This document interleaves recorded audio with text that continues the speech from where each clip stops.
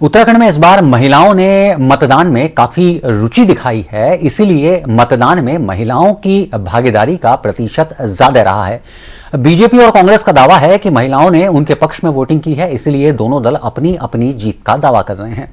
आपको बता दें कि चुनाव आयोग ने उत्तराखंड में जो आंकड़े जारी किए हैं उसके मुताबिक इस बार टोल वोटिंग 65.37% हुई है, जिसमें महिलाओं ने बंपर भागीदारी की है। महिलाओं का मत प्रतिशत 67.20 रहा है। पुरुषों का मतदान प्रतिशत 62.60 रहा है। 2017 के चुनाव के मुकाबले इस बार 0.19% ज्यादा मतदान हुआ है। उत्तराखंड के 13 जिलों में से 12 जिलों पर महिलाओं ने ज्यादा मतदान किया।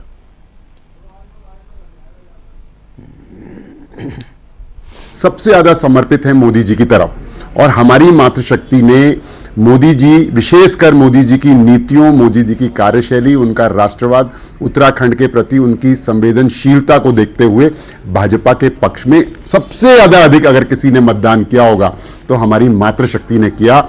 वही हमारा जीत का और सरकार बनाने का कारण बनेगा। यद्यपि मतदान युवाओं ने भी किया, पुरुषों ने भी किया, लेकिन सबसे अधिक मतदान जो है हमारे पक्ष में वो महिलाओं ने किया है।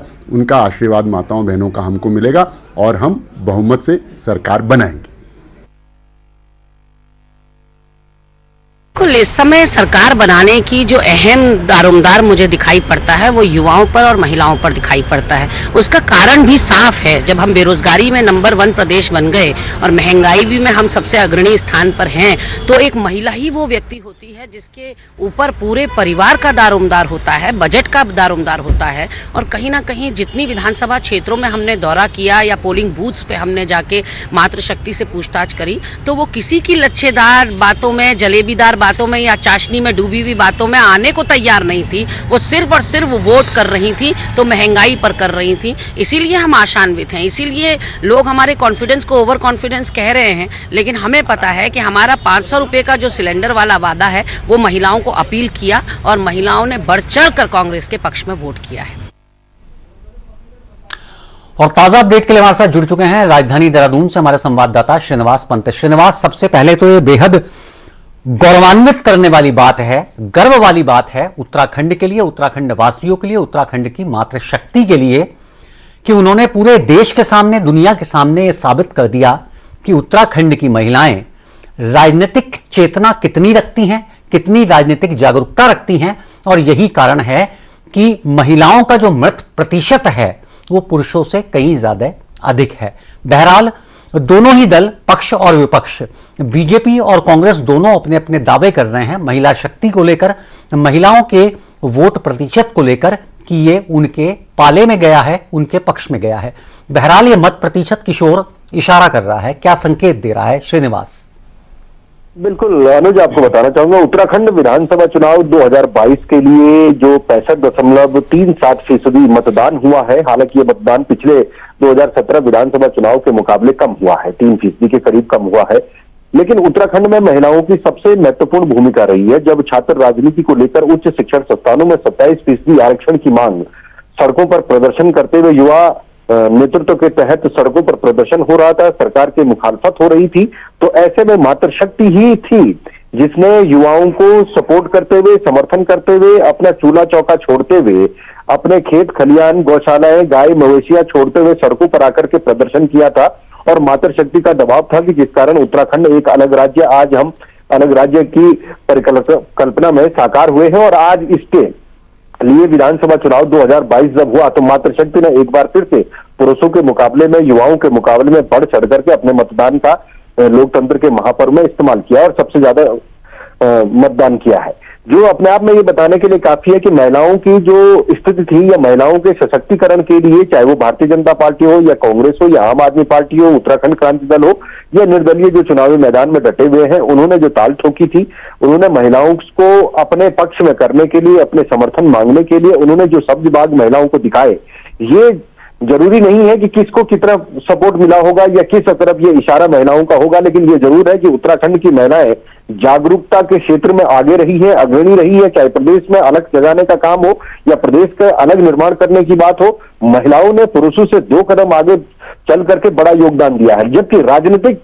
दलों ने हमेशा से ही महिलाओं को हाशिए पर डाला है। आज भी उत्तराखंड में 40%, 33% महिलाओं के आरक्षण की बात होती है राजनीतिक स्तर पर, लेकिन जब टिकट बांटने की बारी आती है तो कोई 8 टिकट देता है, कोई 4 टिकट देता है, कोई टिकट देता नहीं है। और जबकि महिलाएं हर क्षेत्र में अपने आप को साबित कर चुकी हैं। तो इसका मतलब अनुज ये निकलता है कि 10 मार्च को जब नतीजे निकलेंगे तो जाहिर सी बात है कि महिलाओं का जो पोलिंग है वो किस तरफ जाएगा, वो एक तरफा जाएगा और जीतने वाली पार्टी को बिना महिलाओं के सपोर्ट के सरकार बनाने की जो भूमिका है वो निभाई नहीं जा सकती है। इसलिए महिलाओं के वोट बैंक पर बीजेपी, कांग्रेस सहित तमाम दलों की नजर अब टिकी हुई थी। अब सभी अपने राजनीतिक विश्लेषण में लगे हुए हैं कि महिलाओं का वोट किस रूप में जाएगा। बीजेपी का सोचना है कि मुख्यमंत्री घरचारी कल्याण योजना के चलते उनको इसका बल मिलेगा, महालक्ष्मी किट के जरिए इनको बल मिलेगा। लेकिन वहीं कांग्रेस की तरफ से इस तरीके के समीकरण और विश्लेषण हो रहा है कि महिलाओं को जो महंगाई की मार थी उसके खिलाफ उन्होंने वोट किया है।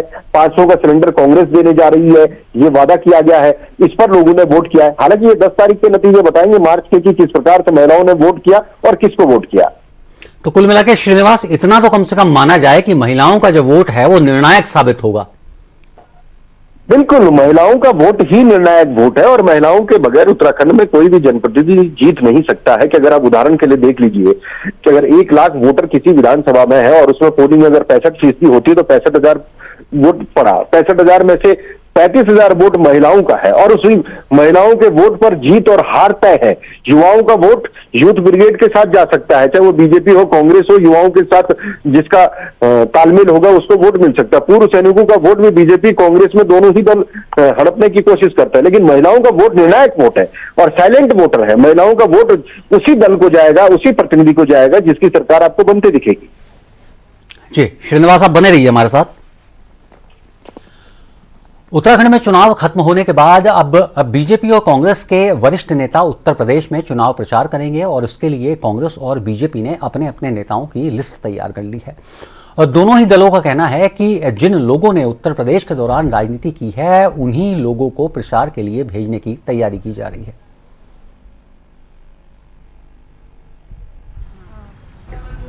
निश्चित तौर पर संगठन द्वारा बहुत सारे वरिष्ठ नेताओं को यूपी चुनाव में भेजा जा रहा है। उनकी सूची आज बन रही है और 1-2 दिन में जहां अंतिम चरण के चुनाव हैं, गोरखपुर वाला जो बेल्ट है, पूरब का जो बेल्ट है, वहां पर भारतीय जनता पार्टी का वरिष्ठ नेतृत्व चुनाव प्रचार में उत्तराखंड से जा रहा है।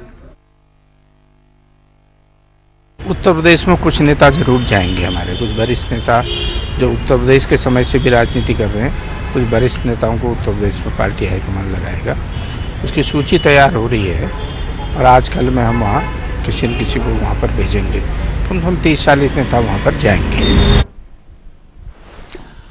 और ताजा फिर से रुक करेंगे अपने संवाददाता श्रीनिवास पंत का। श्रीनिवास, बीजेपी और कांग्रेस के कौन से वो बड़े नेता हैं जिनकी भूमिका उत्तर प्रदेश में भी रही है और अब उत्तर प्रदेश में चौथे चरण के चुनाव के लिए उनको भेजा जा सकता है प्रचार के लिए?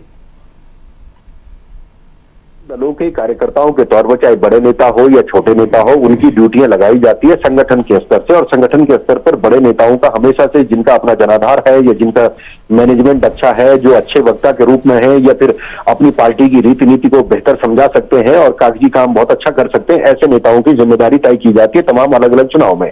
जहां तक भारतीय जनता पार्टी का सवाल है, भारतीय जनता पार्टी का संगठन इतने मजबूती के साथ काम करता है जिसमें इस प्रकार से चाहे वो बूथ अध्यक्ष हो, चाहे शक्ति केंद्र हो, पन्ना प्रमुख हो, उनको भी, आम कार्यकर्ता को भी दूसरे राज्य में जाकर के विधानसभा चुनाव में अपने पार्टी के प्रत्याशी के पक्ष में माहौल बनाने की या उसको चुनाव कैंपेन करने की जिम्मेदारी दी जाती है, जिसमें भारतीय जनता पार्टी की तमाम बड़ी चौड़ी फहरिस्त है, जिसमें जिला अध्यक्ष से लेकर के मंडल अध्यक्ष और बूथ अध्यक्ष तक शामिल है। इसके अलावा मंत्री विधायक तो पहले से ही शामिल है।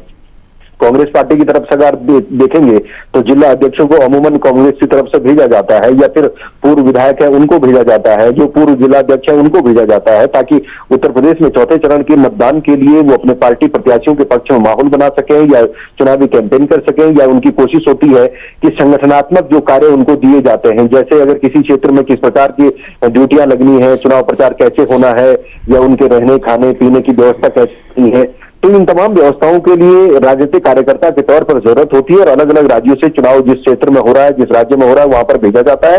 और इसीलिए इसको संगठनात्मक पार्टी कहा जाता है बीजेपी और कांग्रेस को, कि संगठन के हिसाब से चुनाव लड़ाने का और चुनाव लड़ने का काम किया जाता है। जी श्रीनिवास, इस तमाम बातचीत के लिए आपका बहुत बहुत शुक्रिया। यहाँ वक्त हो चला एक छोटे से ब्रेक का। ब्रेक के उस पार भी खबरों का सिलसिला जारी रहेगा। आप चलते रहिए सहारा समय।